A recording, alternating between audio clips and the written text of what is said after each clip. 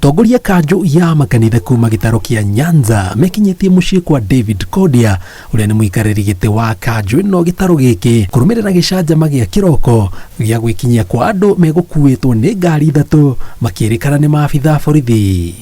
We are informed by the family that they came in and they were very arrogant.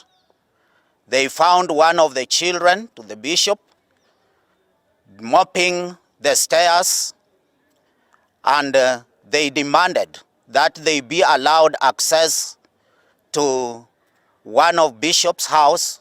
Kũringana na atongoria ya andũ acio metharire thutha wao gũkorererwo nĩ andĩki a mohoro makinya mũciĩ ũcio ona gũtuĩka Mũthikabu ndauma mũciĩ hĩndĩ ĩyo. Since they were very arrogant and moved and started hitting on the door with a lot of arrogance, and even removed the window locks, trying to look into the house, the mother and the other family members hid in another room for their own security. Nĩ gĩko gĩkũmithĩtio nĩ kanjũ ya makanitha bũrũri-inĩ makĩenda rũhonge rwa borithi rũmahe anja ciana yacio na kĩrĩa gĩcũngĩrĩirie mũngũrũri ũcio gũtabanio mũciĩ kwa ũmwe wao. We believe that the police were seeking to arrest him because of his vocal statements on matters of social justice. We call on the President to assure Kenyans of the protection and freedom of all people, including religious leaders who speak out for the people.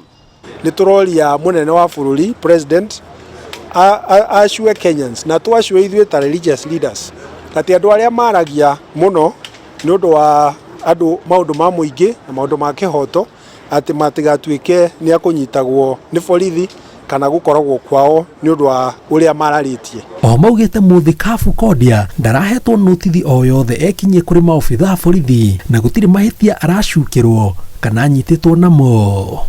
We know that if there is any problem, then a warrant of arrest should have been given, because the bishop, who is our chair of NCCK Nyanza, is a public figure, and getting him is not much problem.